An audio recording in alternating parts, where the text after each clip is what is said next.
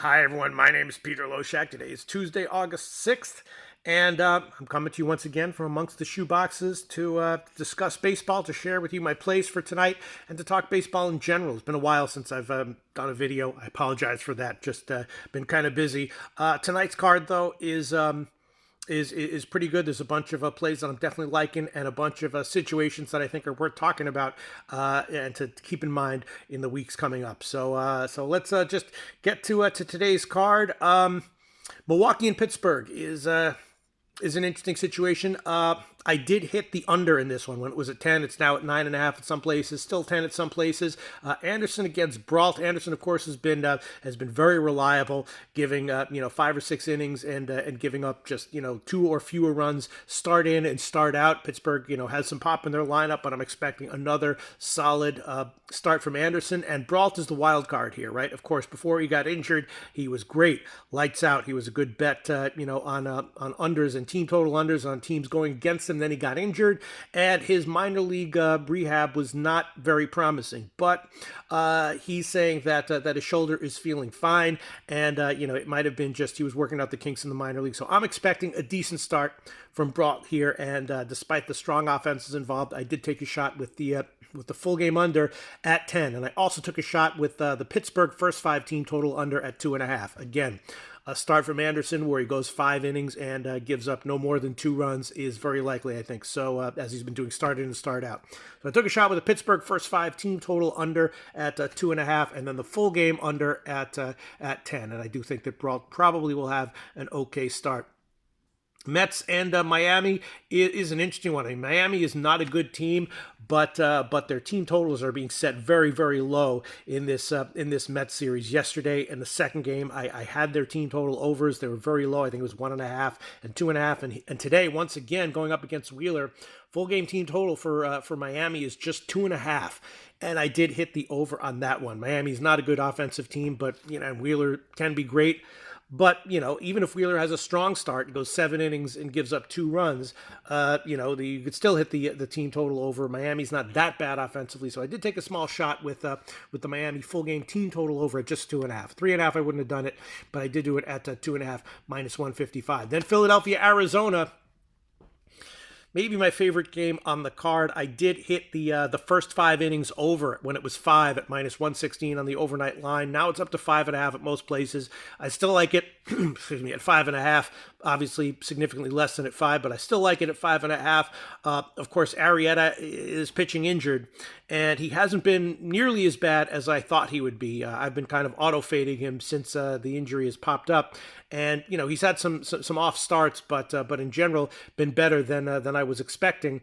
So it hasn't been that profitable to fade Arrieta, but with Leake on the other side and Philly hitting as they are, they brought up a minor leaguer who's hitting well as well. So with the first 5 innings at just 5, I definitely hit the over on that one, a max play, and I still like it even at 5.5, just a little bit less. I also hit the Arizona team total overs, just a no-brainer situation there against Arrieta. I took the first 5 innings 2.5 over, and the full game at just 4.5 at minus 130. Arizona first half and full game team total overs. And then I'm thinking about taking Philly on the second half as well. Leake, I'm not exactly sure what to make of Leake right this second and in this situation. Obviously, Philly has a live lineup right now, and Leake at one point in his career was someone who was borderline auto fade for me. But he's been fairly impressive in general this year, and he gets a lot of grounders recently, and so he's pitching pretty well. He can be vulnerable though as well, so he's kind of the wild card here. But I definitely took the first 5 over, and the Arizona team total overs first 5 and full game. Washington and San Francisco is interesting. I did take sort of an auto play on the full game under at 8.5. minus 110, and the second half under at 3.5 minus 115. I had the second half under yesterday, and the Washington lineup in this park definitely takes a healthy step back, as well as a Giants lineup. They were productive offensively, earlier this year, very recently, but in this spot at this time of year, I think their bats will be quiet as well. Anibal Sanchez in general does very well when he pitches at San Francisco, and this minor leaguer for San Francisco who's coming up. Is nothing special, but looks decent. He has made a start already in the majors, and it was okay. So I took the full game under at 8.5. Excuse me, full game under at 8.5, minus 110, and the second half under at 3.5, minus 115. And I took a small shot also with Washington on the first 5 innings. Sanchez again has been pitching well. His last start out was a little bit of a speed bump, but in general, he's a little old, so I'm a little bit worried that Sanchez might fade in August this year, but maybe this is not the spot to try to time that. And I took a small shot with the Nationals first 5 innings money line as well. But the bigger plays are on the full game under and the second half under. St. Louis Dodgers with Kershaw starting for the Dodgers is a pass from me. No opinion on that as yet. Yankees and Orioles is an interesting one. I do think that Baltimore is just a little bit undervalued right now. They're not a good team, but they're not quite as bad as the market is pricing them right now. I did have them yesterday on their team total overs, which cashed. I think the full game cashed, but the first 5 didn't. And, the Yankees are going with a bullpen game here. The Yankees do have a bunch of injuries as well offensively, although they still have a very strong lineup, of course. I took shots with the first 5 innings over at 6. And then I took a shot with Baltimore on the second half at plus 175. The Baltimore starter, he's a youngster. Expect inconsistency from him. He's had some good starts. I think he probably gets hit here. So I took Baltimore on the second, but I'm not gonna. I don't quite trust the Yankees enough right now to take them on the first 5 innings at such a huge line at over minus 200. So my only place on this one, first 5 over 6. And Baltimore on the second half at plus 175. And I'm thinking about taking Baltimore on the full game team total over as well at 4.5 at plus money. KC and Boston is a tough one. Boston, of course, is kind of a head case team. They've still got a strong lineup, but they're clearly underperforming.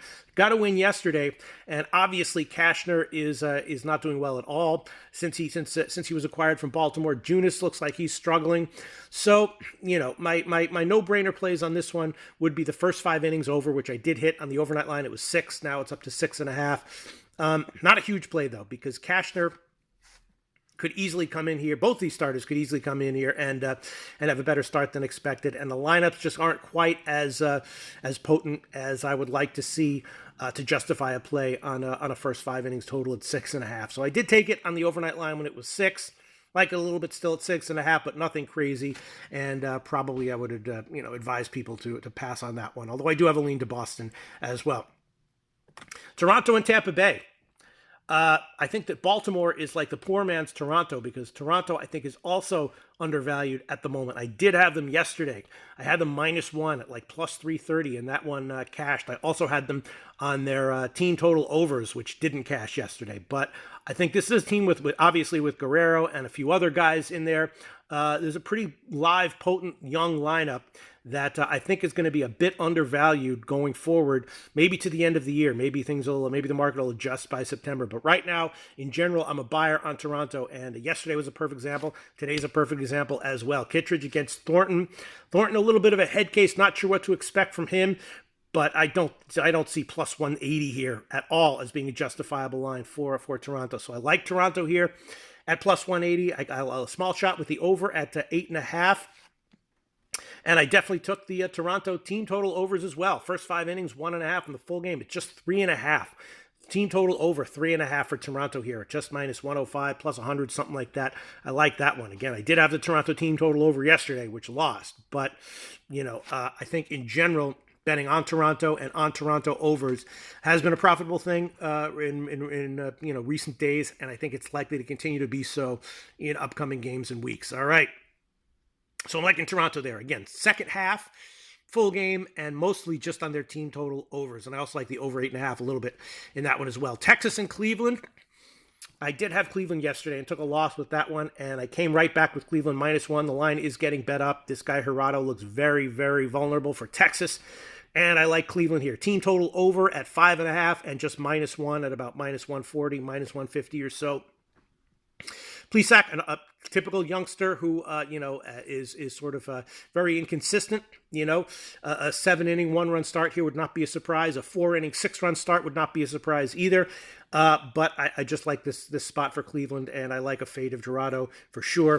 And so I took Cleveland -1 and the team total over is bigger on the full game at 5.5 for Cleveland. Angels and Cincinnati. Again, this guy Suarez for the Angels would not be starting if the Angels didn't have significant personnel issues with their starting rotation right now. And yesterday I had Cincinnati first 5 team total over, Cincinnati first 5 with Castillo going, and the Angels on the second half. And doing the exact same thing today. I'm taking Cincinnati, but today yesterday my play was bigger on the first half and less on the first 5 team total over. Today it's going to be bigger on the first 5 team total over 2.5 to hit Suarez, and a little bit on Cincinnati first 5 minus 150 with DeSclafani starting, and then the Angels on the second half as well. But my biggest play on this one is just Cincinnati first 5 team total over 2.5, a straight 5-inning fade of Suarez. Oakland and Chicago, interesting teams, interesting starters. The lines look about on to me, and as of right now, it's a total pass. Atlanta, Minnesota, another interesting one. Foltynewicz is back for Atlanta. What to expect from him? I'm not sure. His minor league rehab starts were excellent. His numbers were good. I'm not sold on him in this spot, though. I think he might come up and need a start to adjust a little bit to major league hitting. And Minnesota's not the team where you want to be, in that spot going up against. Barrios obviously has been great, has been excellent. So I like Minnesota here. I took Minnesota on the first 5 innings, and I took a shot with the Minnesota first 5 team total over. So small shots with Minnesota -1, bigger shot with Minnesota on the first 5 innings, and then Minnesota on the first 5 team total over at 2.5. Foltynewicz could come in and be lights out, would not be a shock. He was great in the minors, so if that happens, I'll eat the loss and or hope that Barrios can match him, which is entirely possible. But in general, it's a little bit of a fade of Folty in this spot. And then Houston and Colorado, big play here for me, obviously, on Houston. That might be a very public thing to do. Probably the books have a ton of public action here on Houston, even though Marquez has been great recently. But I love the spot for Greinke. He was great, and I expect him to continue to be great until further notice, and to be looking to bet on him and bet on opposing teams' team total unders when he's starting, and that is what I did here. Colorado first 5 team total under 1.5 at just -110. The full game team total under at 3.5 -140. I took that one, and then Houston -1. Greinke going up against Marquez. We'll say I would have a lean to the under as well. Not quite sure what to expect from Marquez. My regular viewers know that I kind of like to bet on Marquez when he's on the road. And his last start was at Coors, and he did well. So Marquez is a guy who, might not be. I don't feel too comfortable fading him right here as a big favorite. But doing it with Greinke and the Astros lineup is about as good as you can hope for if you're going to do something like that. So yeah, fading Marquez as a big favorite makes me nervous, but I'm doing it. Houston -1, and the Colorado first 5 team total under 1.5, and the full game team total under at 3.5. And that's it for MLB Tuesday, August 6th.